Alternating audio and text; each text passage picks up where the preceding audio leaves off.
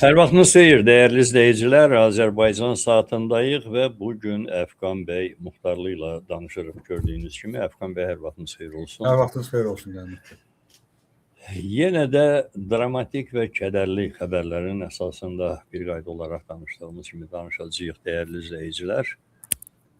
Əfqan Sadıqlının dünən başına gələn hadisə əslində gözlənilən idi. Əfqan Sadıqlı saxlanıldı. Onu bir neçə və Gürcüstandan deport edəndən sonra elə bir ki, sınaq üçün sanki oğurlayıb, götürüb aparıb, güya qol çəkdirmək adı ilə, nə bilim, cinayət işi var, stop var, bilgi söhbətlərlə. Amma açığı şəxsən mənim üçün gözlənilməz olmadı. Əfqan Muxtarlının haqqında cinayət işinin açılması, nə bilim, məsuliyyətə cəlb edilməsi, saxlanılması. Çünki başqa cür ola bilməzdi.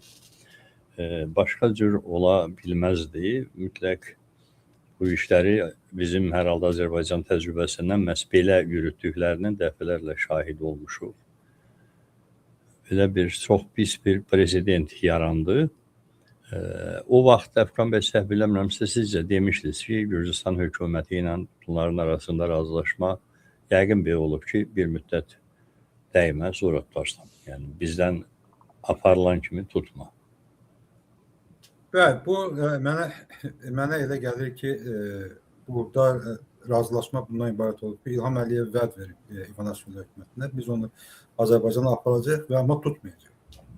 Çünki Əfqan Sadıqovun Azərbaycana ekstradisiya olunmasını qadağan edən Avropa İnsan Hüquqları Məhkəməsinin qətnaməsi var, qərarı var.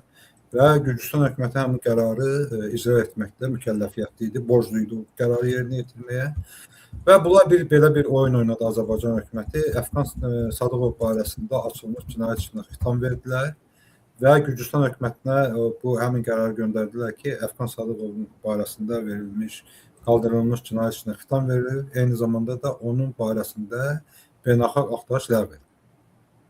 Həmin qərara əsasında Gürcüstan məhkəməsi, Tiflis şəhər məhkəməsi Əfqan Sadıqov üzərində qoyulmuş Gürcüstanı tərk etməklə bağlı qadağanı ləğv elədi və növbəti gündə ayın 4-ü də onu, aprelin 4-ü də onu gecə yaşadığı evə Qaz İdarəsinin əməkdaşları adı ilə basqınla da, hücumla da məhkəməyə apardılar və Gürcüstan Dövlət Təhlükəsizlik Xidmətinin vəsadəti əsasında ki, güya Əfqan Sadıqovun Gürcüstanda yaşaması Gürcüstan Respublikasının üçün təhlükəsizliyi üçün təhdiddir. Bu adla ona Azərbaycan deportasiya edildi. Və üstündən 60 neçə gün keçəndən sonra dünənləri Əfqan Sadıqov Cəlilabadda qohumları gildən hücum ediblər. Bir dəstə mülki geyimli və üzlərində maska olan şəxslər onu aparıblar Bakıya. Sonra məlum olub ki, baş prokurorluqda. Və dünən günü ikinci yarısı məlum olub ki, Əfqan Sadıqovun şikayət edən şəxslər ki, onun həmin şikayət əsasında cinayət işi açılmışdı. O adamlar təzədən şahid ediblər. O adamlar baş prokurorluğunun şikayətindən Binəqədi rayon qərarından Binəqədi rayon məhkəməsinə şikayət edildi. Və Binəqədi rayon məhkəməsi dünən baş prokurorluğun qərarını ləğv edib və məhkəmə qərarı ləğv edilənə qədər Əfqanı tutuldu. Əfqanı tutub gətiriblər Bakıya, qərar ləğv olunub. Sonra da dərhal apar-topar Əfqan haqqında 2 aylıq həbs qəti imkan tədbiri seçildi. İyul ayının 30-una qədər. Yəni bu Azərbaycan hakimiyyət tərəfindən planlaşdırılmış, Azərbaycan hakimiyyət tərəfindən belə hazırlanmış bir senaryo. O şikayətçilər kimdir? Onların kimliyi bəlli. Deməli, şikayətçilərin kimliyi var, bəli. Şikayətçilərin kimliyi var. Bu adamlar deməli Neftçalada bir Kürkənd kəndi var. Onun icra başçısı icra nümayəndəsidir. İcra nümayəndəsidir. Bir nəfər Neftçaladan bələdiyyə başçısının müavinidir. Bir nəfər də hazırda Sumqayıt tibb mərkəzinin baş həkimi. Bu 3 adamın şikayəti ilə bu 3 adamın tələbi ilə Əfqan Sadıqova qarşı cinayət işi açıldı. Və o vaxt mən tutulanda bunun barəsində danışmışdım, bu adamlar barəsində danışmışdım ki, cinayət işini mənə vermişlər, oxumuşdum. Absurd bir cinayət işidir.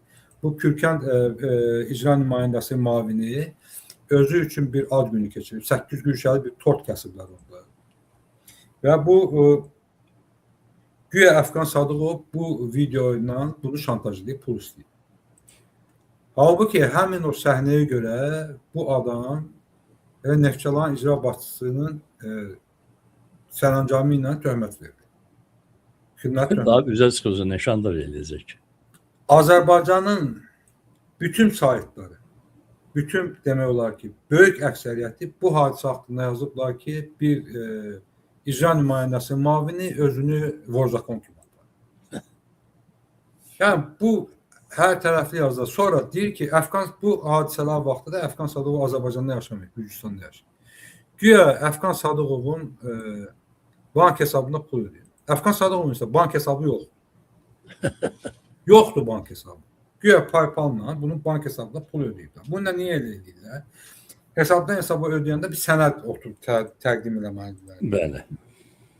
PayPal-dan heç bir sənəd zad qalmır. Onu sübutləmək çətindir. Yəni hökumət istəsə sübut edə bilir, amma hökumət istəmir. PayPal-dan çıxarmaq olur bəy. Və olur, amma bunlar belə öz aləmlərində belə bir mexanizm qoyublar. Yəni PayPal-dan mən köçürmüşəm, qalmayıb orada, çekim qalmayıb, filan şey qalmayıb. Belə bir yalancı, saxta bir şeylər. Adam o cinayət işi nəyə görə açılmışdı? Həmin cinayət işi 2023-cü ilin may ayının 1-də güya açıldı. May ayının 13 ya 15-də Əfqan Sadıqovu Tiflis aeroportunda saxlamışdılar və Gürcüstan ailəsi ilə birlikdə tərk edib gedərkən və buna demişdilər ki, sən ailən hara istəyir gedə bilər, amma sən ancaq Azərbaycana gedəsən. Sən başqa yerə gedə bilməzsən. Mənə zəng elədilər, sağ olsun Gürcü mediası, Gürcüstan jurnalistləri dərhal Əfqan Sadıqovun barəsində yazmağa başladılar, müdafiəsinə qalxdılar. Aeroportda çox saylı jurnalistlər yığıldı və bunu buraxdılar. Gürcüstan hökuməti bəyan elədi ki, bu texniki səhv olub, ona görə tutmuş. Amma üstündən bir müddət keçəndən sonra Əfqan Sadıqovu tutdular, dedilər ki, yox, bu beynəlxalq axtarışda may ayından etibarən. Daha texniki səhv olmamışdır artıq. Bəs bunu sən saxlayanda beynəlxalq axtarışdaysa, niyə buraxmışdı ki? Beynəlxalq axtarışda olan adamı aeroportda saxlayanda, yaxud da birisi saxlayanda aparırlar, məhkəmə eləyirlər bu adamı. Baxırlar, işi siyasidir, siyasi deyil, cinayət tərkibi var, cinayət tərkibi yoxdur. Tələb olunan ölkəyə verirlər. Bu, Əfqan Sadıqov haqqında bu baş prokurorluğun toxuduğu cinayət işidir. O vaxt mən bu ilə bağlı onda TikTok səhifəmdə bir xeyli danışmışdım. Bir mən onu tapdım, Facebookda yenidən paylaşmışam. Yəni, maraqlananlar qulaq asa bilər, orada durur. Və dəhşətli dərəcədə kobud hazırlanmış bir cinayət işidir. Yəni, mən çoxlu bu jurnalist olduğum müddət ərzində çoxlu belə saxta cinayət işlərini oxumuşam. Yazdığım yazılarla bağlı, reportajlarla bağlı. Belə savazlıqcasına hazırlanıb, belə başdan soldu, necə gəldi və dərhal onu elə hazırlayıb, aparıb Gürcüstan'a təqdim ediblər ki, adam tutulsun. Mütləq adam tutulsun. Və beynəlxalq təzyiq nəticəsində də Gürcüstan hökuməti onu, Əfqanı həbsdə saxlaya bilmədi, Azərbaycana təhvil verə bilmədi. Və Əfqan Sadıqov nə zaman Azərbaycana qaytarıldı? İlham Əliyevin Gürcüstana səfərindən bir gün öncə. Və mən tamamilə əminəm ki, İlham Əliyev ABŞ-da baş verənlərin təkrarlanması üçün Əfqan Sadıqovu nəyin bahasına olursa Azərbaycana yapar. Çünki o Əfqan Sadıqov Azərbaycan gəlincə əvvəl Amerika Birləşmiş Ştatlarında çox ciddi bir abırçı bir hadisə olmuşdu. İlham Əliyevin mühafizəçiləri etiraz aksiyasında iştirak edən adamlara hücum eləmişdi, vəhşilik eləmişdilər burada. Çox dəhşətli bir abırçılıq olmuşdu və bütün dünya bunu müzakirə elədi. Eyni zamanda Amerika Birləşmiş Ştatlarının prokurorluğu hadisə ilə bağlı cinayət işi açdı. Və İlham Əliyev istəmədi ki, bu hadisə orada da təkrarlansın. İvanişvili hakimiyyətinin məmurlarına rüşvət verdi və Əfqan Sadıqov haqqında ağlasılmaz bir qərar çıxartdılar. Ağlasılmaz bir oyun oynadılar orada. Dəhşətli dərəcədə. Yəni, baş prokurorluq işə xitam verir. Gürcüstan hökumətinə sənəd verirlər ki, bununla biz axtarışı dayandırdıq, bizlik deyil artıq bu adam. Gürcüstan bunun ölkədən çıxışına qoyduğu qadağanı ləğv eləyir. Səhərsi gün Gürcüstan Dövlət Təhlükəsizlik Xidməti bir jurnalistin Gürcüstan hökumətinə qarşı Gürcüstan dövlətçiliyinə təhlükə törətdiyini əsas gətirərək ölkədən deportasiya edildi. Yeri gəlmişkən eyni maddə ilə Qənimət bəy, mən oğurlanmazdan bir müddət əvvəl bizə oturumumuz üçün rədd etmişdilər və ora göstərmişdilər ki, rəddin səbəbi kimi bizim ailəmiz Nurayın onda bir 5 yaşı zadı var idi belə, məktəbə getmirdik. Güya Gürcüstan dövlətinin milli təhlükəsizliyinə təhdid edir. O eyni maddə ilə. Və Əfqan gəldi, Əfqan pasport verməkdən imtina elədilər, uzun müddət Əfqana dedilər ki, barəsində axtarış var. Və 70 gündən yuxarıdır Əfqan, 70 gündə artıq Əfqan Azərbaycandadır. Ondan da əvvəl baş prokurorluq Əfqan haqqında cinayət işinə xitam vermişdi. Amma Daxili İşlər Nazirliyi Əfqan Sadıqovun axtarışını ləğv eləmədi. Götürmədi Əfqan Sadıqov. Əfqan Sadıqov bundan 10 gün əvvəl Bakı aeroportunda saxlanıldı. Ki, dedilər ki, biz bilmirik nə xəbərdir, amma sizin barənizdə burada axtarış var. Və biz sizi ölkədən buraxa bilmədik. Əfqan Sadıqov özü müraciət edib Daxili İşlər Nazirliyinə.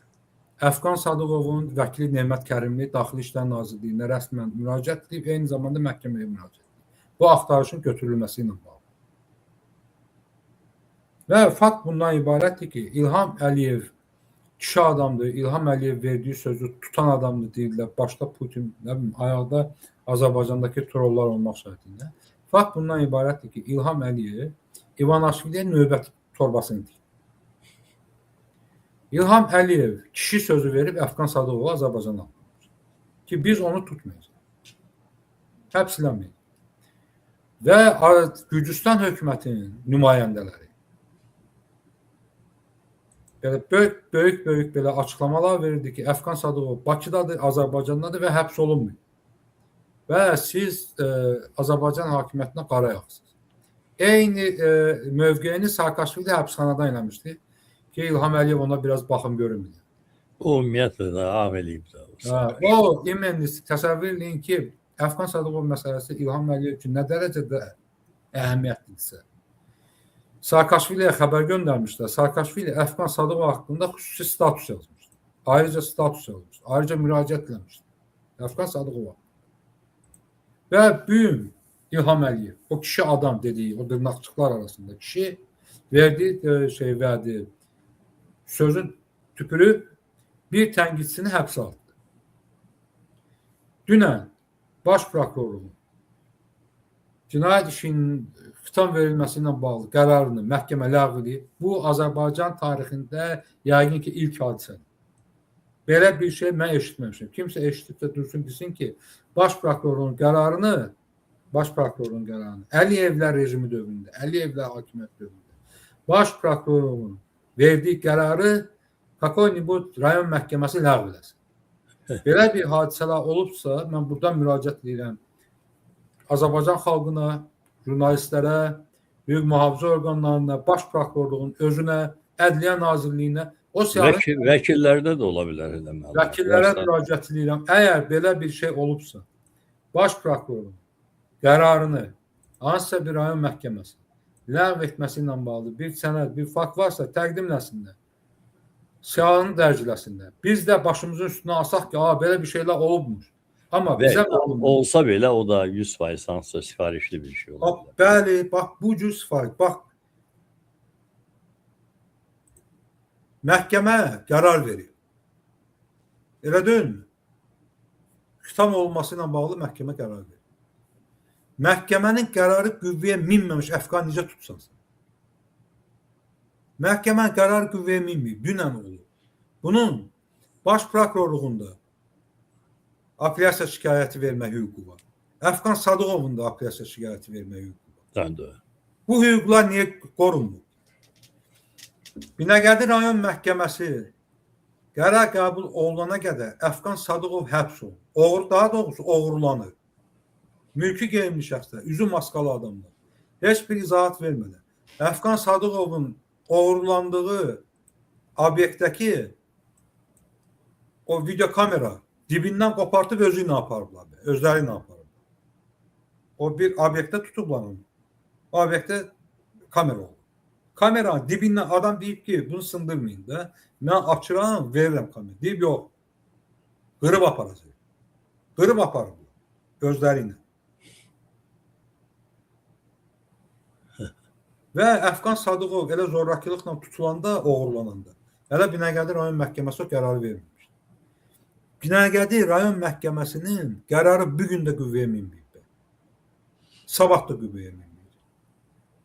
Bir qərar qüvvəyə minmədən baş prokurorluq işin icraatına dərhal başlayıb. Dərhal. Bax, dünən Əfqan tutublar. Dünən Əfqan aparıb çıxartıblar məhkəməyə. Həmin cinayət işi ilə. Və bu onu göstərir ki, baş prokurorluq bu məsələni həll edib. Bu məsələ əvvəlcədən quraşdırılmış senari əsasında həyata keçirilir. Bu müddətlər var da. Sən bu müddətləri qorumalısan. Nə oldu elə? Dərhal sən razılaşdın ki, mən Binəqədi rayon məhkəməsinin qərarına razılaşıram. Mən səhv eləmişəm, mənim qərarım ləğv edilib. Yaxşı, sən səhv edirsən. Əfqan Sadıqov da səhv edir. Qərarın ləğv olunması ilə bağlı Binəqədi rayon məhkəməsinə şikayət ərizəsi verilir. Amma tərəflər bu barədə məlumatlandırılmır. Tərəflərdən biri Əfqan Sadıqov.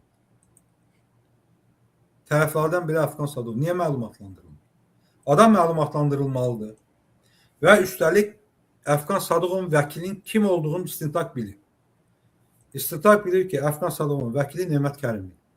Bəli. Əfqan Sadıqovu oğruya bilirlər. Əfqan Sadıqovun harada yaşadığını bilirlər.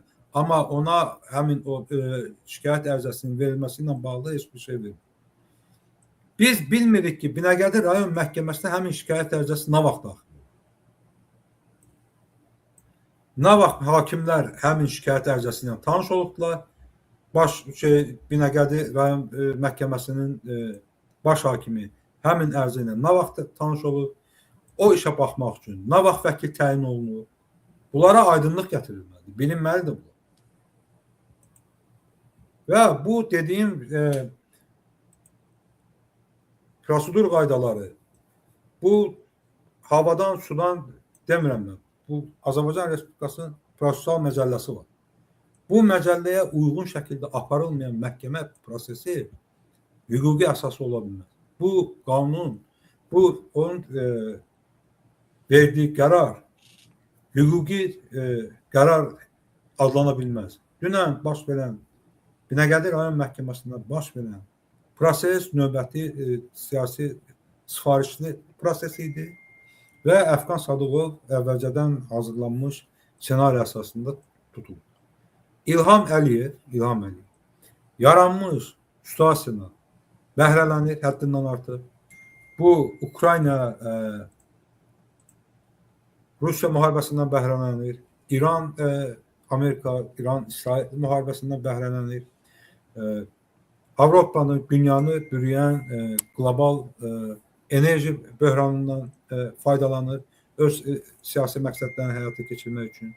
Əslində bütün nefti, qazı olan demokratik ölkələr bu cür situasiyalardan öz xalqlarının rifahı üçün istifadə edirlər.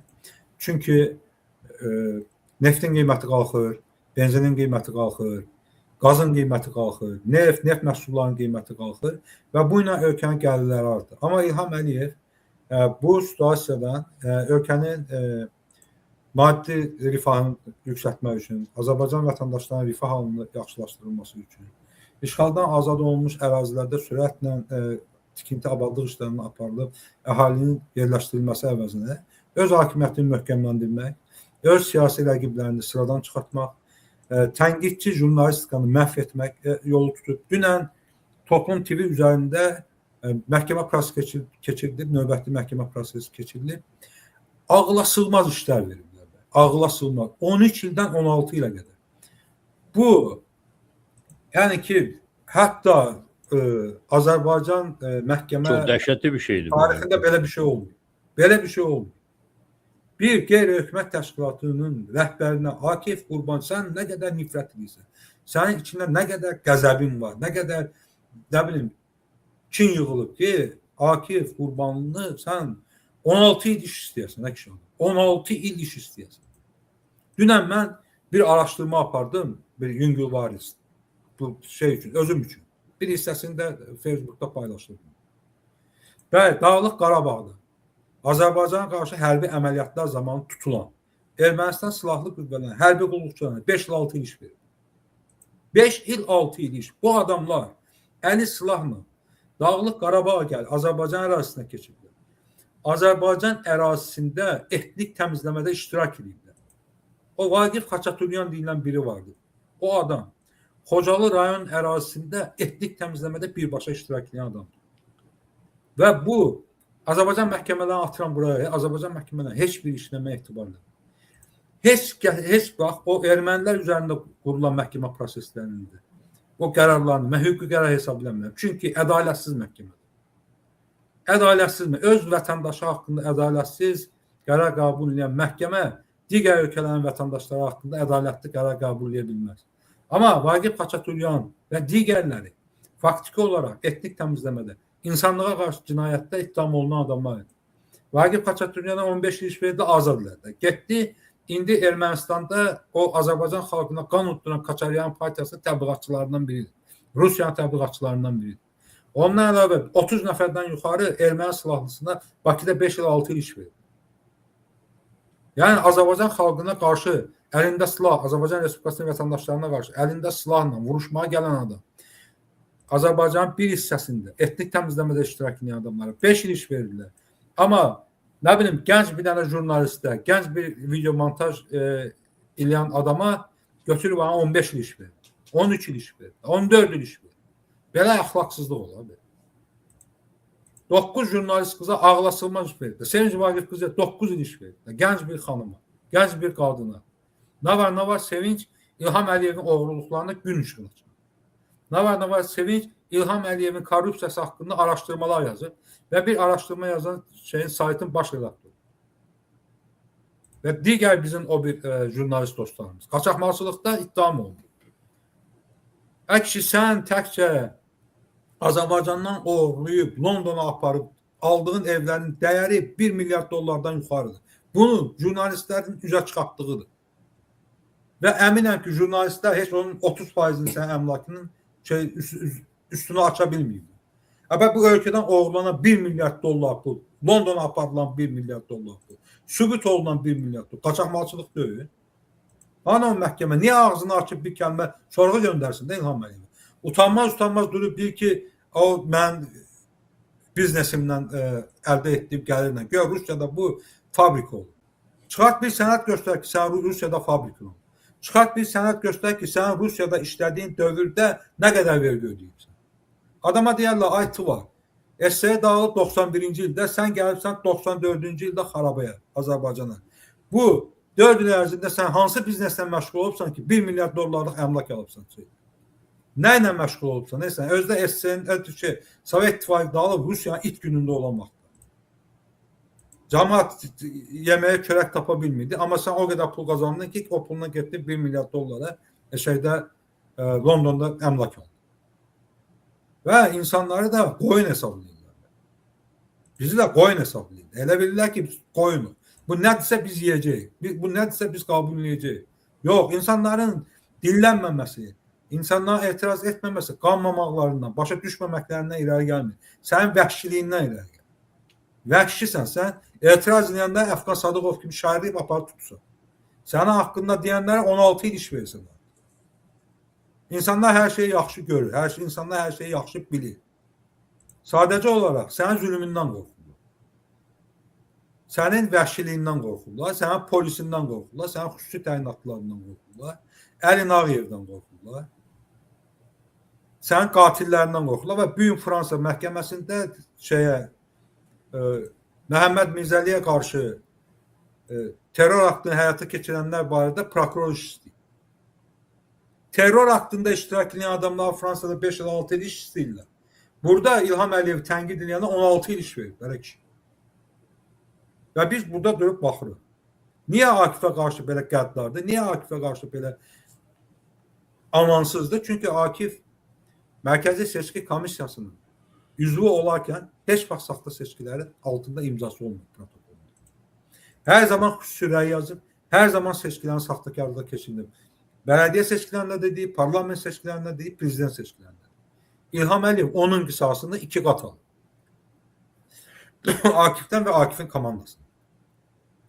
Akif'ten ona göre qisas alır ki, İlham Əliyev siyasi partiyaları məhv etmeye çalıştı. Etdiyi dövrdə.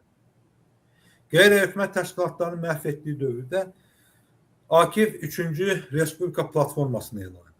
Öz siyasi məqsədlərini elan edir. Öz siyasi xəttini bəyan edir. Budur İlham Əliyev qəzəbləndirən, budur İlham Əliyev əsəbləşdirən. Ki, mən dağıtmaq istəyirəm. Bu quru bir tərəf. İlham Əliyev ölkədə bütün tənqidi mühiti məhv etmək istəyir. Ölkədə siyasi mühiti tamamilə ləğv etmək istəyir. İlham Əliyev ölkədə qurduğu monarxiyanı rəsmiləşdirmək istəyir. Və bu şeyin adı monarxiyadır. Azərbaycan xalqı bilməlidir ki, Azərbaycanda hər hansı bir feodal dövlət falan da qurmur. Hər hansı bir krallıq və ya şahlıq qurmur. İlham Əliyevin başı üçündə ölür. İlham Əliyev dərəbəyliyi yaradır. Dərəbəylik. Bilin ki, dərəbəyliyi ilə şahlıq arasında, krallıq arasında çox ciddi fərq var. Dərədə heç bir qanun hüquq yoxdur. Dərənin qanunu dərəbəyidir. İlham Əliyev necə ki deyir, nəyi, harada, necə etməyi özüm bilir. Bax, o dərə təfəkkürü. O dərə təfəkkürü. İlham Əliyev ölkəni bax, o dərədəki kimi idarə edir. Əlində fürsət keçir. Əlində silah var. Əlində neft var, qaz var. Adam görməmişdir. Adam heç nə ilə qaynı olan deyil bu alə. Yəni fikirləşməyin ki, bunlar yiyiblər, doyublar. Yox, bunlar doymuyublar. Bunların qarnını genəlir. Bezrazmerdir bunların qarnı. Nə qədər yesələr dolmayacaq bu. Onların mədəsi ilə beyni arasında siqnal itib, bu mən demirəm, bu Cəmil Həsənli hələ illər əvvəl prezident seçkilərində demişdi. Və keçən 10 ildən yuxarı müddət ərzində o kişinin nə qədər haqlı olduğunu biz bu gün də görürük. Yoxdur bunların mədəsi ilə beyni arasında əlaqə. O doymaq siqnalı gedib çatmır. Hardasa xidmətdə zətdə yoxa çıxır. İtib gedir həmin siqnal, gedib çatmır. Bu adamlar neftdən qaza keçdilər. Qazdan pambığa keçdilər. Pambıqdan fındığa keçdilər. Bunlar qarpız əkirlər. Bunlar tum əkirlər. Bunlar Zaqatalada fındıq əkirlər. Bunlar şulxa satırlar. Ay cəmaat, bilirsiniz şulxa nədir? Şulxa fındığın qabığına deyirlər.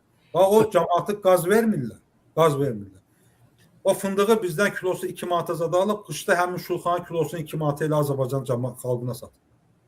Bu şulxa satan İlham Əliyevdir və heç vaxt sizə heç nə vermir. Gözləməyin uşaq pulu verəcək. Verməyəcək uşaq pulu. Görürsən, bütün itini, qurtunu atıb cəmaatın, xalqın üzərinə ki, şey verilməsin. Uşaq pulu verilməsin. Xalqı təhqir edirlər. Biri deyir ki, uşaq pulu istəyən kişi fahişədir. O birisi deyir ki, dövləti sosial yüklə yükləmək olmaz. Bu erkin qədirli. Arıq bir dana oğlan. Demə, Erkin Qədirlini 20 ildir tanıyıram. Şeydə olandan tanıyıram. Müftə yeməkdən danaya dönüb. Danaya oxşuyur müftə yeməkdən. Tərpənəmir. Fısıltısı ekrandan gəlir adam. Mən də kök adamam. Amma mən öz zəhmətimlə yeyib kökən adam. Amma o İlham Əliyevin bordaqda saxladığı danadır. Qabağını arpadan zaddan verir, şişir ki günü-günü. Və başlayır ki şeydir. Uşaq pulunu deyir, prezidentdən istəyir. Bəs sən kimsən? Bəs sən kimsən? Milli Məclisdə. Deyir, təşəbbüslər İlham Əliyevdən gəlir. Və həmin konstitusiya ilə təşəbbüs sürmək səlahiyyəti verilən... Əslində Erkin Qədirli həm də orada İlhamı da bagaja qoydu. Deyir ki, işləri o görür və yaxud görmür, amma söylən biz oluruq. Və söylən sən olmamaqdan ötürü, durub xalqın sözünü deməlisən. Buradan elə deyir, o bir tərəfdən də durub açıqlama verir ki, bu mən indi ölkənin sosial yüklə yüklənməsinin əleyhinə. Bu elə danışır, güya ki, Almaniyada yaşayırıq biz. Kifayət qədər Azərbaycan xalqının imkanları var və əlavə sosial yüklə dövləti yükləmək olmaz. O Razi Nurullayev isə durub deyir ki, adamlara hər uşağa görə 500 manatlı versə, bu insanlar razı düşməyəcək. Biri də qayıtıb, nə bilim, o Ağamalının qızı da nəsə sərsəmlik olur. Əvvəl deyirdilər ki, uşaq pulu o ölkələrdə verirlər ki, doğum faizi aşağıdır. İndi məlum olur ki, biz Avropada ən aşağı doğum olan ölkələrdən biriyik və illərlə bu statistikada Azərbaycan xalqından gizlədir. Və bu ilin söhbəti, keçən ilin söhbəti deyil. Biz son 5-6 ildə ən aşağı doğum səviyyəsi olan ölkələrdən biriyik. Biz ən aşağı orta əmək haqqı olan ölkələrdən biriyik. Biz ən aşağı bazar səbəti hesablanan ölkələrdən biriyik. Və Qafqaz dünya atıram bura. Qafqazda ən aşağı maaş alan bizik. Və boş yekə danışmaqla deyil. Azərbaycan gəlirlərindən ÜDM dedikləri o torbadan neft və neft məhsullarını çıxartsınlar. Baxaq görək o torbanın dibində nə qalır. Görək də nə qalır o torbanın dibində. Görək o torbanın dibində qalanla İlham polisini, xüsusi təyinatlarını, DTX-sını, xarici kəşfiyyat idarəsini saxlaya biləcək. Qalan bütün dövlət strukturlarını atıram burada. Qeyri-neft sektoruna vergilərdən əldə olunan gəlirlər. Dövlət büdcəsində olan daxil olmalarına. Dövlət strukturlarının neçə faizini saxlaya bilərsiniz? Pensiyanızı da atıram, cəmaatın sosial müdafiəsini atıram. Onsuz da bunlar təhsil azada qəpik quruş ayırdılar, onu da basıb özləri yiyirlər. Gelib çatmır təhsil. Yoxdur ölkə, İlham ölkəni darmadağın dağıldı. Darmadağın dağıldı. İndi sən ölkəni dağılıbsan deyən adamları tutmaqla məşğuldur. Xaricdə də öldürməklə məşğuldur. Və həyasızcasın. Utanmadı. Adama Məhəmməd Mirzəli ilə bağlı jurnalist sual verdi ki, o məsuliyyəti məndə deyil, o məsuliyyəti Fransa hökumətində, o Fransada yaşır. Özü öldürməyə adam göndər, məsuliyyəti atı Fransa dövlətinin üstündə. Bu dərəcədə əxlaqsızlaşan adamdır. Bu qədər dibdə olan adamdır. Və indi baxırıq ki, 16 il işləyir. Bir vaxtlar 2 il, 3 il verirdilər müxalifətçilərə iş. Bir il zad yatandan sonra beynəlxalq təzyiqlə buraxıldı. Sonra bu qalxdı 5 ilə. Mənim dövrümdə tutulan vaxtı oldu 8 ilə. O içindən 2-3 il keçib üstündə. Qalxdı 16 ilə kişi. 16 il. Özdə çox simvolik olan bir şey var ya Əfqan bəy. Dünən Toplum TV-nin əməkdaşlarına prokuror işi istəyədi 13-16 il və dünən də Bəylər Əyyubovun o haqq hesabın qardaşı oldu da onun. Qardaşı olun açıla buraxdılar ev dustaqlığına. Azərbaycanda belə də ev dustaqlığı evdən məhkəməyə gəlirsənsə evə də gedirsən. Gözdağı verilir. Gözdağı verilir. Bəli, gözdağıdır. Elə həmin gün. O qədəni ona görə buraxdılar ki, o bütün əmlakından imtina edir. Bu illər ərzində ki, İlham Əliyev ona şərait yaratmışdı ki, yığsın, talasın, əmlaklar alsın. Onun hamısını əlindən aldılar. Hamısını yerləşdirdilər. Onun əmlaklarını zadı keçirdilər Alyonun atasının, anasının adına. Ondan sonra buraxdılar. Əslində İlham Əliyev elə iri boynuzluların çaşması sərf eləyirdi. Və zaman çıxardı da. Bax, bu birinci hal deyil. Ya da axırıncı olmayacaq. İlham Əliyev o dərənin idarə etməsini dəyişir. İndiyə qədər neft zat baha idi, pul zat çox idi, belə dəhşətli dərəcədə. İlham bəzi şeylər görmürdü. Vezinə də öldü bəzi şeylər. Və həm də hakimiyyətin o ilk illərində o başa düşmürdü ki, bu prezident olmaq, bu nə qədər böyük rıçaqlar var. İl keçdikcə, pul aşağı düşdükcə neftdən dedi orada qaz da var. Qazdan sonra dedilər ki, bu əmələ gəlməyib, pambığa keçdilər. Sonra dedilər orada bir dənə yer qalıb, Zaqatala Balakəndə, fındıqdır.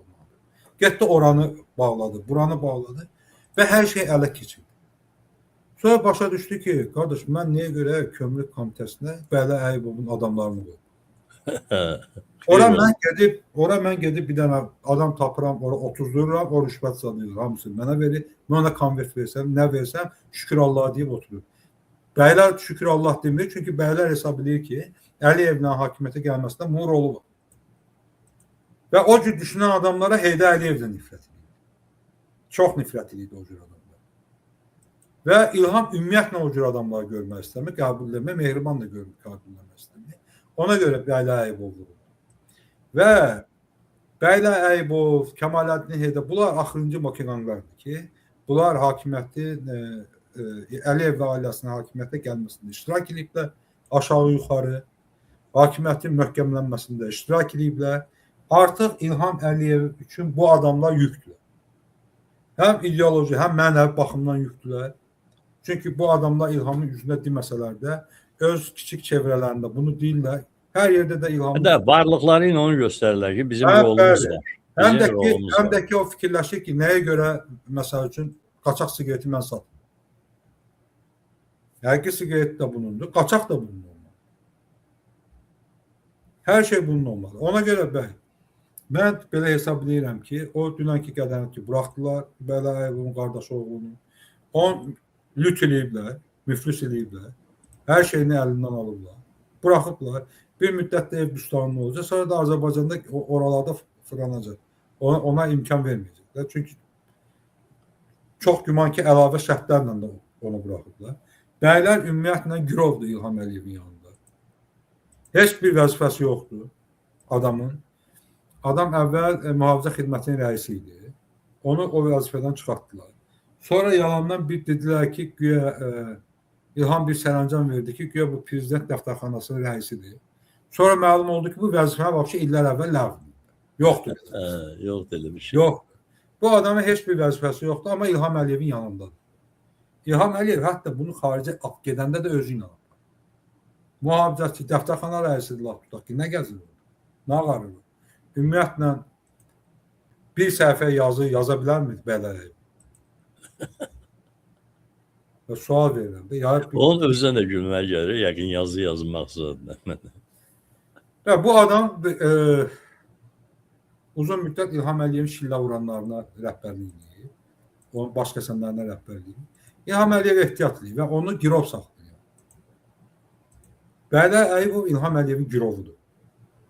Və onun boynunda xalta yanında fırlayacaqdır. Həyatının son gününə gəlir.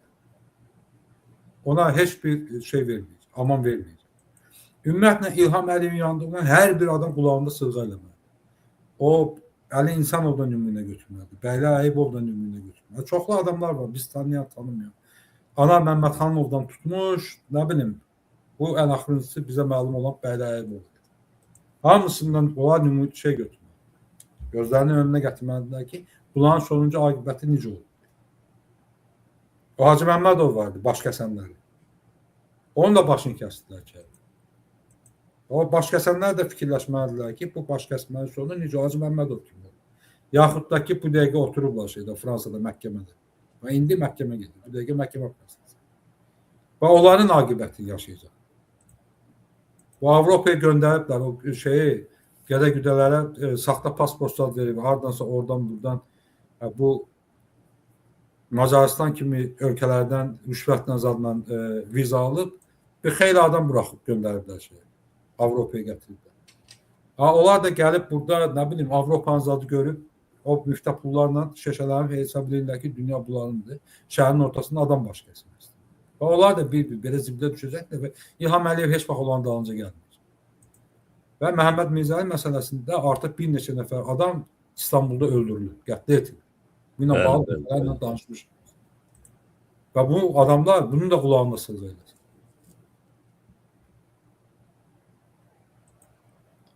Tutub öldürürlər. Həm mediada olanlar. Hökumətin mirzələri. Siz bu işləri hamımızdan yaxşı bilirsiniz. Çünki bu qazanın içindəsiniz, bilirsiniz. Hani Eynullah Fəthullah? Yox. Və büyüm Eynullah Fətullayevin o Hıqqanaz saytına başqa bir adamı kalibrdən gətirib baş redaktor qoyublar. Yəni Eynullah da bir açıqlama yazıb ki, bütün hüquqları vermişəm və Azərbaycan mediası dibə yuvarlanır. Və Azərbaycan mediasının dibə yuvarlanmasında ən böyük xidməti olan adamlardan biri Eynullah Fətullayevin şəxsən özüdür. Şəxsən özüdür. O Eynullah Fəthullayev Azərbaycan mediasını bir ailənin ruporuna çevirmişdir. Ya onun Hıqqanaz saytı nə idi? Bu hakimiyyətin ruporu idi. Və gündəlik Azərbaycandan sonra Haqqınaz kimi bir sayt yaradan adam kimləri isə Azərbaycan mediasını dibə yuvarlanmaqda ittihamdır. Azərbaycan mediasını dibə yuvarlandıran İlham Əliyevdir, sənin ağam, Eynullah Fəthullayev. Sən bir dəfə cəsarətin çatıb həbsdə olan jurnalistləri müdafiə eləmisənmi?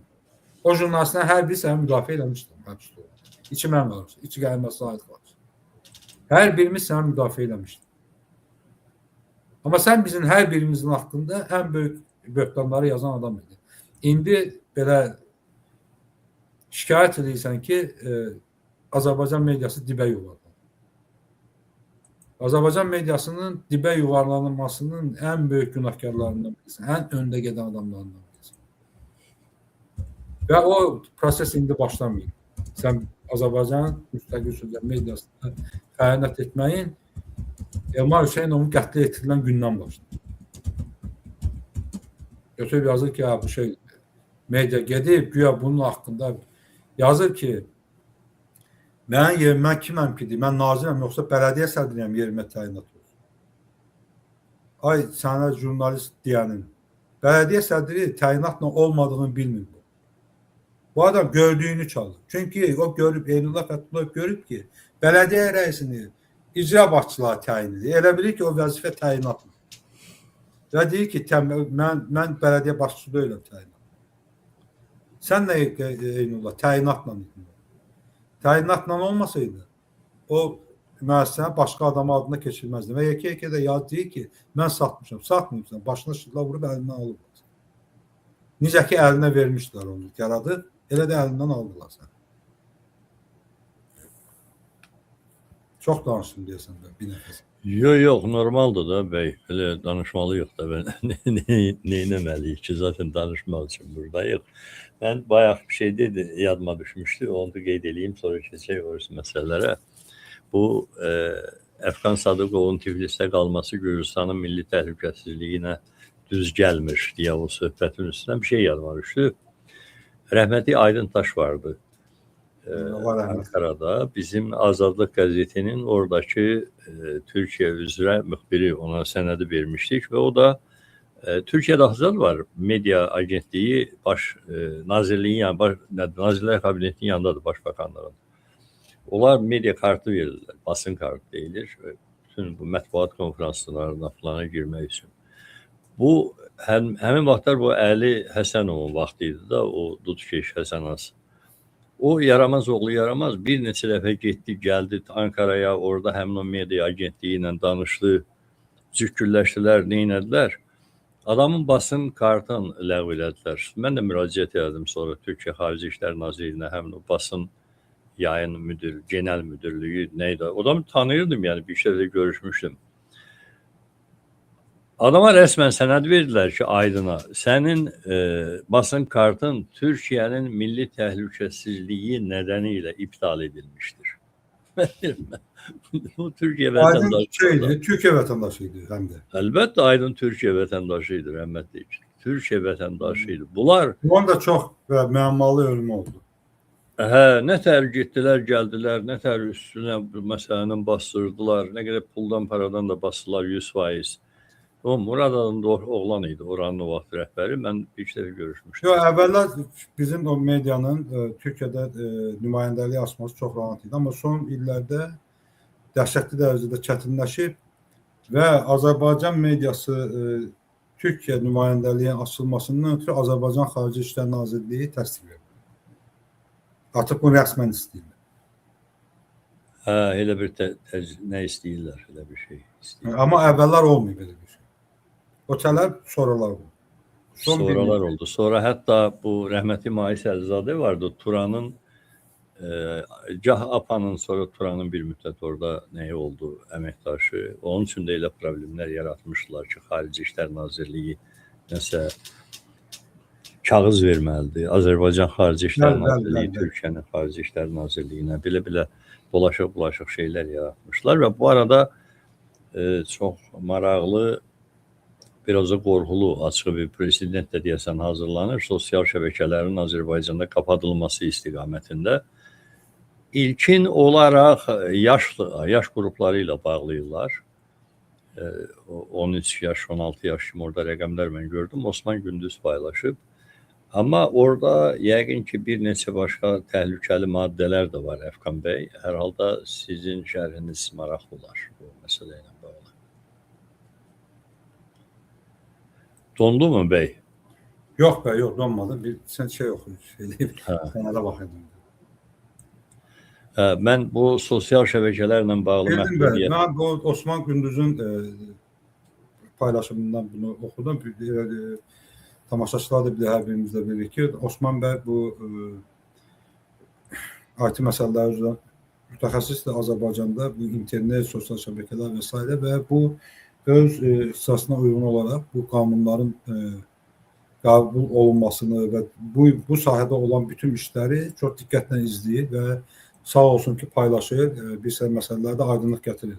Çox bizim dəyərli mütəxəssislərdən biridir. Mən onun şeyini oxudum, statusunda oxudum ki, bu yaşla bağlı qanuna dəyişikliklər olunur, yaşla bağlı. Eyni zamanda bu sosial şəbəkələrin qeydiyyatı ilə bağlı. Yaşla bağlı deyim ki, bütün Avropa Birliyində, dünyanın bütün aparıcı ölkələrində yaş sınırı tətbiq olunur, amma Azərbaycanda təklif edilən kimi yox. Birincisi, orada çox yuxarı yaş həddi qoyulur və Avropa Birliyi ərazisində adətən 14 yaşına qədər olan uşaqların sosial şəbəkələrdə hesab açması qadağan olunur və bir sıra sosial şəbəkələr məsələn ondan yaş soruşurlar və 15 yaşı olmayan adam, bitməyən adamlar hesab açmaya icazə vermir. Yaxud giriş qadağası var. Orta məktəblərdə məsələn telefonla orta məktəbdə sən girə bilməzsən məktəbə, orada istifadə edir. Məsələn Almaniyada, orada Almaniya federal ölkə olduğu üçün torpaqlarda fərqli qərarlardır. Məsələn mən Berlindən bilirəm, çünki mənim övladım Berlində ibtidai məktəbdə oxuyur. Onlarda telefon götürmürlər, amma telefonun səsini alırsan, bağlıysan, qoyursan sumkana və danışa bilməzsən, istifadə edə bilməzsən. Saytlara da girə bilməzsən, heç nə edə bilməzsən. Xüsusi hal olmasa, o da müəllimin icazəsi ilə sən telefondan istifadə edə bilməzsən. Sosial şəbəkələrdə sən öz adınla 15 yaşına bitənə qədər bu normaldır, məqbuldur. Mən də razıyam ki, uşaqların bir yaş dövrü var ki, o sosial şəbəkələrdən uzaq olmalıdır. Amma Azərbaycanda mən Osman bəyin statusundan gördüm ki, söhbət 17-18 yaşına qədər olan yeniyetmələrdən gedir ki, bu doğru deyil. Amma doğru hesablamla bunun özü avtoritarizmə xidmət edən bir şeydir. Çünki gənc adamlar çox etiraza meyillidirlər, etiraz edirlər. Ümumiyyətlə, insanın formalaşma dövrüdür və bu formalaşma dövründə qadağaların və bu böyük miqyasda qadağaların mən şəxsən əleyhinəyəm və Avropada da 15 yaş həddi belə İlham Əliyev kimi bunun istəyindən doğan bir məsələ deyil. Bu mütəxəssislər tərəfindən bu yaş həddi müəyyənləşdirildi, əsaslandırıldı. Həm psixoloji tərəfdən, həm bu yeniyetmə gənc uşaqların və s. fiziki baxımından, dərs yükünə görə və s. görə bu hesablanır. Bu rəqəm göydən götürülür. Azərbaycanda isə bu rəqəm İlham Əliyev və yaxud da hakimiyyətdə bu iş tapşırılan adamların şəxsi rəyidir. Biz bu cür qadağalar qoyularkən heç bir bunun arayışını görmür. Əsaslandırmasını görmür. Elmi əsaslandırması. Belə qadağa olur. İkincisi, mən bu statusda oxuduğum qədər Azərbaycan hökuməti tələb edir ki, bu sosial şəbəkələrin Azərbaycanda yerli filialları açılsın. Bu filiallara açılmayan büroları nümayəndəliyi olsun. Nümayəndəlikləri açılsın. Və bu nümayəndəliklər açmaqdan imtina edən sosial şəbəkələrin 300 minə qədər cərimə olunsun, yaxud da ki, bunların Azərbaycan Respublikası ərazisində yayımı dayandırılsın. Bu sosial şəbəkələr üzərində birbaşa senzuranın Onlar o data bazasını istəyirlər də faktiki olaraq Azərbaycan segmenti. Bunlar ümumiyyətlə bəli, Azərbaycan onlar həm data bazasını istəyirlər, həm də birbaşa nəzarət etmək istəyirlər. Mən sizə bir söz deyim. Bax, mənim TikTok hesabım var. Bir qısa müddət ərzində dəhşətli dərəcədə çox izləyici oldu. 500 min, 1 milyon, 300 min mənim paylaşdığım videolara paylaşılırdı. İnsanlar çoxlu mənə məlumat götürürdülər, çoxlu şərhlər yazılırdı və Azərbaycanla çox böyük belə kontraktlar jurnalist kimi mənə çox vacib olan əlaqələri yarada bilirdim.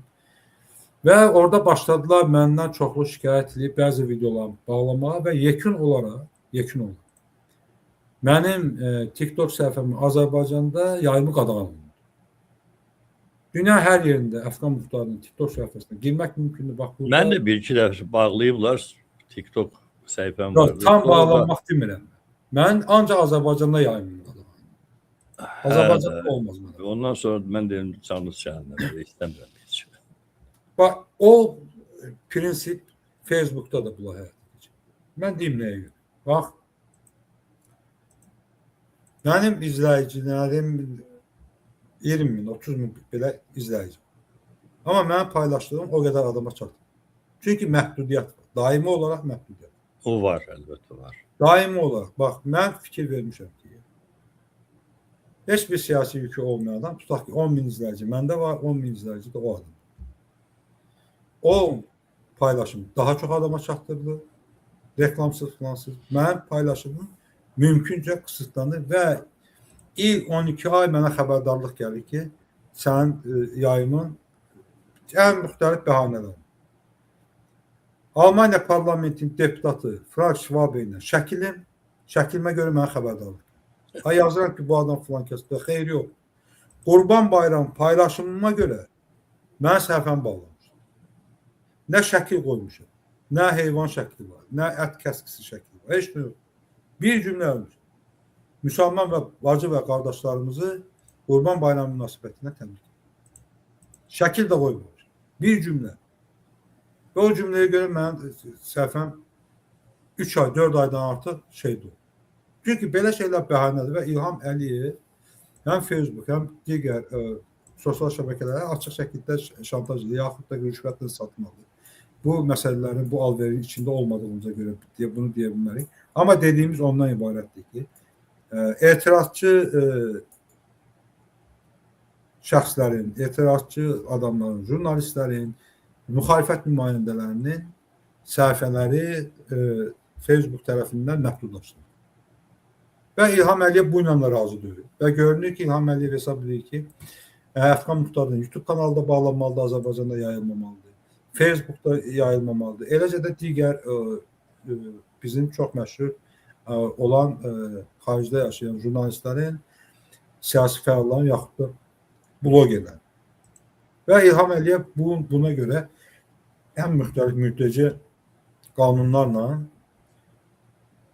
sosial şəbəkələr, xaricdə olan, xaricdə idarə olunan, yaxud da ki, tamamilə başqa ölkələrə məxsus olan bu sosial şəbəkələri də öz iradəsinə tabe etdirmək istəyir. Və mənə elə gəlir ki, bu cür mütəce qanunlar həmin o sosial şəbəkə sahiblərinin də maraqlarına cavab verir. Çünki biz fakt bundan ibarətdir ki, biz görürük ki, bu tip adamlar İlham Əliyevlə danışığa getməyə meyillidir. Çünki bu danışıqlar onlara küllü miqdarda sərvət əldə edir. Bəli. Rüşvət pul alıb eləyə bilərlər. Pul alıb. Və mən kimi adamlar potensial məhkəmə şikayətçisi ola bilərlər ki, məsələn, mən TikTok-dan şikayət etməyə hazırlaşıram və TikTok-u verəcəm məhkəməyə. Eyni zamanda da Facebook'dan yığıram. Yığıram Facebook'dan. Və bu adamlar... TikTok-u məhkəməyə vermənin perspektivi var. Və oldu, olmadı, vermək lazım. Yox, amma bir öyrənmək lazım. Mən hesab edirəm ki, var. Mən hesab edirəm ki, var. Çünki mənim səhifəmin Azərbaycan Respublikası ərazisində yayımını dayandırmaq üçün heç bir hüquqi əsas yox. Mənəvi əsaslı yox. Əgər mən TikTok'un daxili intizam qaydalarını pozuramsa, bu bütün dünya üzrə pozulur. Çünki TikTok'da xüsusi belə bir bənd yoxdur ki, Azərbaycan daxilində bunları eləmək olmaz. Almaniyada bunu etmək olmaz. Amerikada bunu etmək. Belə bir qadağa deyilən şey yox. Ümumi etik normalar var. Mən heç vaxt həmin ümumi etik normalar... TikTok nə etik norma bəy? TikTok etik normanın olmadığı, heç olmadığı ən yaygın platform. Amma indi bir yalandan bir şey atıb oraya və arada bir xəbərdarlıq gəlir. Və ən maraqlısı nədir də? Bu xəbərdarlıq gəlir, sən buna cavab yazsan, ki mən bunu pozmamışam. Əsaslandırırsan 10 dəqiqədən sonra sana cavab verirlər ki, siz haqlısınız, açırlar söz. İndi mən 7-8 aydır yazıram bunlara ki, ki mənim yayımın niyə qadağandır? Cavab vermir. Heç bir cavab yox. Beynəlxalq təşkilatlar yazır, cavab yox. Və sonuncu çıxış yolu ondan ibarətdir ki, mən bu TikToku verim məhkəməyə. Bu kütləvi olmalı. Və bu TikToklar, Facebooklar və digər sosial şəbəkələr ki, İlham Əliyev kimi adamlardan yararlanırlar, onlardan pul qazanırlar, pul qopardırlar. Bax, bunlara belə milli qanunvericiliklər lazımdır ki, sabah mən bu şirkəti, bu Facebooku, TikToku məhkəməyə verəndə Avropada, onlar Azərbaycan milli qanunvericiliyi ilə öz qanunsuz addımlarını əsaslandıra bilsin. Və burada qarşılıqlı bir bazar gedir, anlaşma gedir. Başa söyleyeyim, bu global bu diktaturanın fəsadları və çox ciddi şəkildə deyirəm ki, bu məsələn Trump kimi bir radikal sağçı hakimiyyətə gələndən sonra bu tipli qanunlar, bu tipli addımlar, söz, mətbuat azadlığının məhdudlaşdırılması biz görürük ki, bütün ölkələrdə genişlənə, böyüyə gedir. İlham isə, bax, İlham kimi tiplər isə bundan 3-4 qat artıq yararlanır. Bizi əzməkdən ötürü, bizi susturmaqdan ötürü, Azərbaycan xalqını susturmaqdan ötürü. Azərbaycan xalqı da biz susmayaq deyə bizim kanallarımıza abunə olmalı. Bizə baxmalıdırlar, hər kəs yaymalıdır, qorxmamalıdır, çəkinməməlidir. Çünki biz daha çox sizlərin sözünüzdür. Sizin problemlərinizi danışırıq. Mənim problemimi yazsam, ola həll olunacaq, mənə yazarsa heç bir şeyim olmayacaq. Ancaq hökumət mənim problemini həll edir. Çünki mən tək adamım. Amma sizin heç vaxt problemləriniz həll olmayacaq. Ona görə etiraz edən insanları meydanda tək qoymamalıdır Azərbaycan xalqı. Jurnalisti də tək qoymamalıdır. Bu qeyri-hökumət təşkilatlarının rəhbərlərini də tək qoymamalıdır. Azərbaycan Xalq Cəbhəsi Partiyası Azərbaycanda Azərbaycan müstəqilliyinə nail olan siyasi qüvvədir. Əliyev rejiminə qarşı mütəmadi mübarizə aparan, bu illər ərzində ən çox baskılar maruz qalan ölkədir. Partiyanın başqanı Əl-Kərimli həbsdədir. Azərbaycan xalqı Əl-Kərimli yanında olur, arxasında olur. Və başa düşməlidir ki, Əl-Kərimli bu gün Dövlət Təhlükəsizlik Xidmətinin həbsxanasında sizi qoruduğu üçün, sizin mövqelərinizi müdafiə elədiyi üçün. Əl-Kərim demir ki, mən uşaqlarıma uşaq qoyuyorum. Yaxud da ki, mənə iş verin, ya filan şeyə görə. Olmuyor belə bir şey. Yaxud da ki, mən diş həkiminə getmək istəyirəm, həkim demişlər, ədalət nə idi o? Əliyevdir. Demiş ki, bizim partiyaların belə problemlər olur, sosial problemləri falan həkimlə zaddan bağlıları həll edirik. Konfigurasiya partiyalarını nəzərdə tutaraq sanki... Bunlar o səviyyəyə salmaq istəyirlər. Partiyalar o səviyyəyə salmaq istəyirlər. O səviyyəyə düşməyən, siyasi partiya atributlarını qoruyub saxlayanlar, hərqi müxalif olanlar və hərqi siyasətlə məşğul olan adamlar da bunlar ən müxtəlif yollarla şəhərləyib, böhtanlayıb həbsə atır. Səsilərini kəsmişsiniz. Bu, gərgin qısa müddətdir qiyamət. Bu, müharibələr dövrüdür. Bu uzun sürə bilməz. Çünki müharibə aparan tərəflər uzun müddət ərzində olur. Konkret olaraq Rusiya uzun müddət ərzində müharibə aparmaq qadir olan ölkə deyil və tükənmə üzrədir. Və bu müharibələr dayanan kimi dünya tamamilə dəyişəcək. 5 ildir də artıq gedir. 5 ildir. 5-ci ildir. İlham Əliyev də çox gözəl bilir ki, müharibə dayanan kimi situasiya dəyişiləcək bütün dünya. Və ona görə o bütün var gücündən çalışır ki, Azərbaycanda özündən başqa siyasi qüvvə qalmasın. Və bunun tənqidçiləri qalmasın. Məddahları qalsın. İndi məddahlarına da ehtiyac var. Onlar da Batı qırarlar. Məddahlardan biri Eynullah Fəthullayev. Vurdular, əlindən aldılar saytı. Bunu hələ saytı əlindən alıb Agən Əliyevə verir. Bu sayt hələ qalacaq. Oradakı jurnalistlər, oradakı nə bilim, özünü jurnalist adlandıran məddahlar orada bir müddət pul alacaqlar. Amma o digər bir sürü ilə saxladıqları saytlar var, nə bilim, saxta xəbər agentlikləri falanlar var. Və onlar da ləğv edir. Əlbəttə. Sovet dövründə necə idi? Sovet dövründə bir dənə ASTV vardı. Komünist qəzeti vardı. Elə. Komünist Pravda İzvestiya və salam bəsdir. Yox, Komünist İzvestiya o şeydi.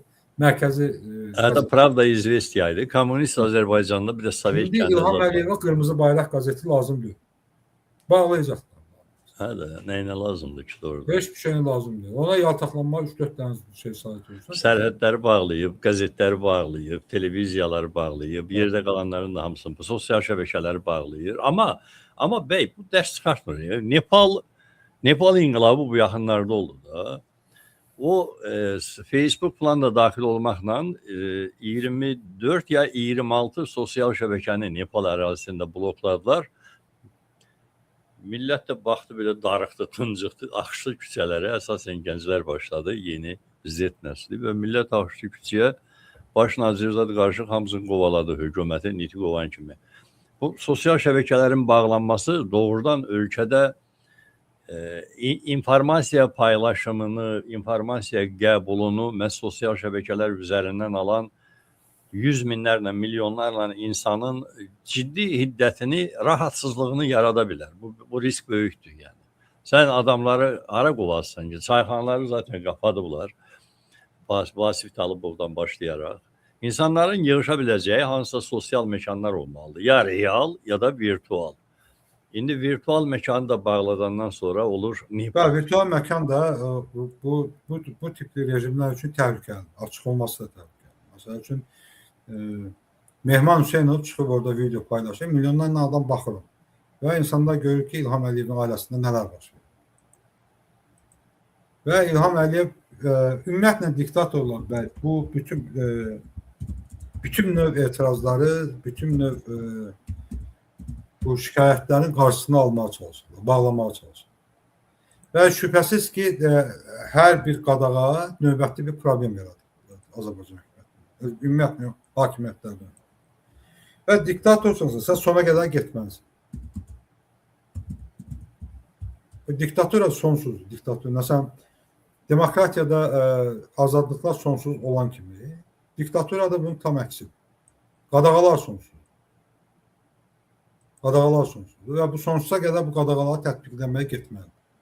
Hə də prinsipcə bu kölə bir xalq yaratmaq istəyir, kölə bir Koreya xalqı yaratmaq istəyir. Hə, Koreya xalqı. Biz də Koreyanın daxilində nələr baş verdiyini bilmirik, çünki çox qapalıdır xaricdə. İçəridə nə hansı proseslər gedir biz bilmirik. Amma İlham Əliyev də, o birləri də başa düşməlidirlər ki, SSR də kifayət qədər qapalı bir məkan idi, çox qapalı idi. Onda internet falan da yox idi, heç nə yox idi. Amma SSR-də 70 ildən sonra anti-Sovet hərəkatı başladı.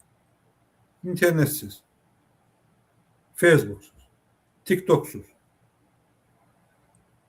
anti-komünist hərəkatı başladı. SSR-də 88-ci ildə, 91-ci ildə SSR çöktü. 4 ilin içində. Bəli.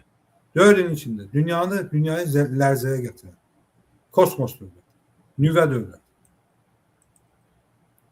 Belə qeyri-adi çox təbii sərvətlərə malik olan bir ölkə cəmi 4 il ayaqda qala bildi.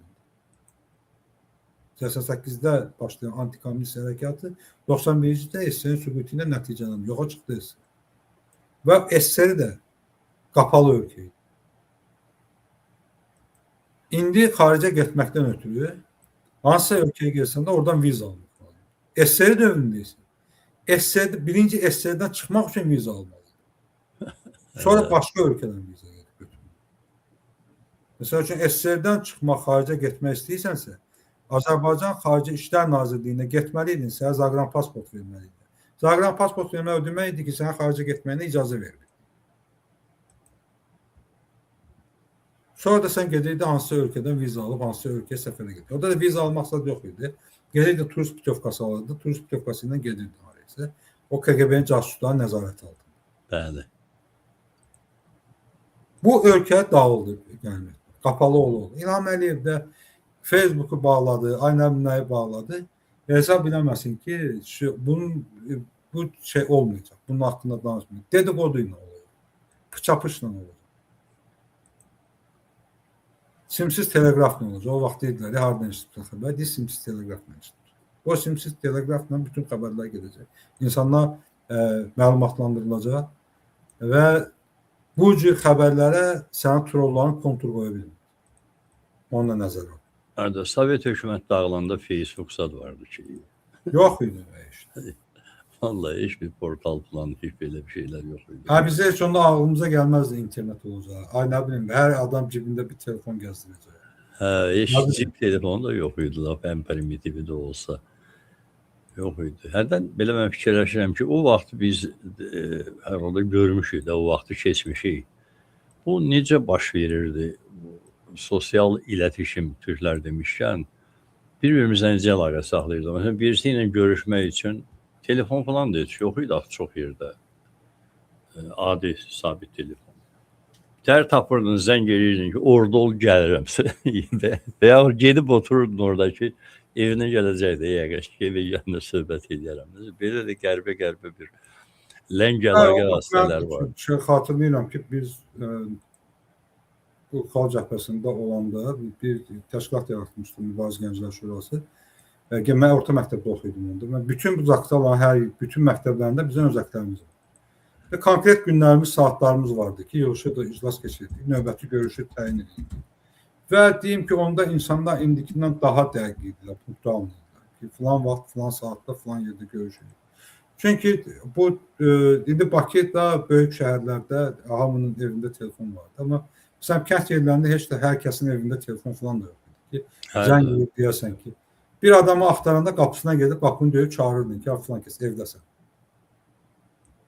Yəni, indi elə şey, məsəl üçün, adamlara qəribə gələr ki, gəldin, qapını döydün, Əfqan evdədir. Ki, əvvəl zəng edər, soruş, haradasınız belə. Amma onda biz, mən xatırlayıram ki, evinə gedirdik. Ən yaxşı halda çayxanada, kəndin çayxanası. Var mı burada Əfqan? Yoxdur, bir də ev var.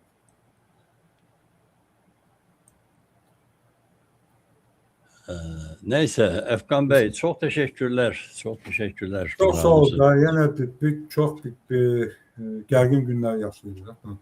Əlbəttə. İndi də bugünkü xəbər də ondan ibarətdir ki, Meydan TV-nin işinə baxan hakim heyəti dəyişdirilir işin axırında.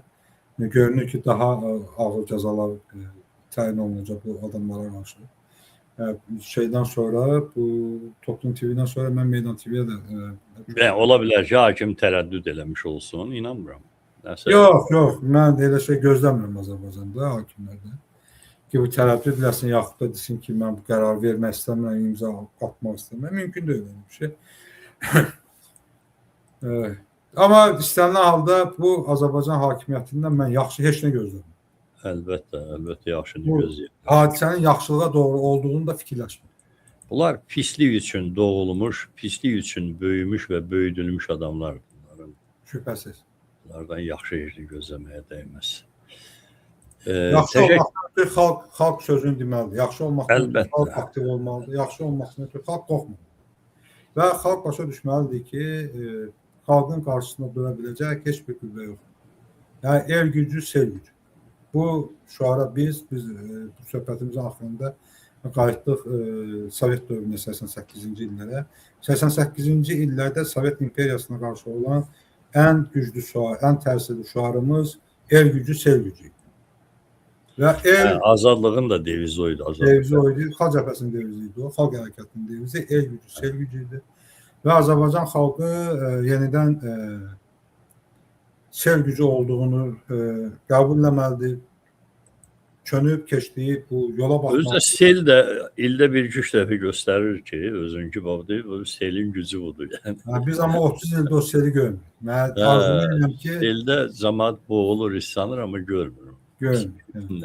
Ona görə bu xalq öz gücünü meydana qoymalıdır, meydana daşımalıdır. Biz mətbəxlərdən çıxmalıyıq.